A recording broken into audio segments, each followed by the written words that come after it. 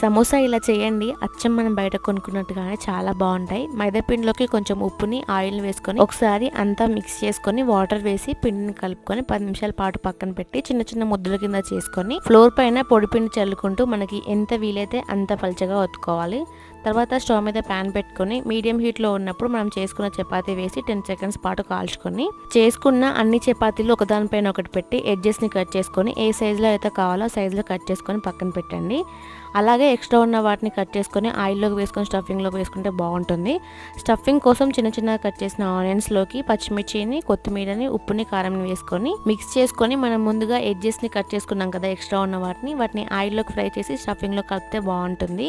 ఒక సమోసా షీట్ని తీసుకొని మైదా పిండి పేస్ట్ అప్లై చేసుకొని ఇక్కడ సమోసా షేప్లో ఫోల్డింగ్ చేసుకొని లోపల స్టఫింగ్ పెట్టి ఆయిల్ మీడియం హీట్లో ఉన్నప్పుడు మనం చేసుకున్న సమోసాలను వేసుకొని కాల్చుకున్నామంటే మనకు అచ్చం బయట దొరికే సమోసాలా చాలా బాగున్నాయి.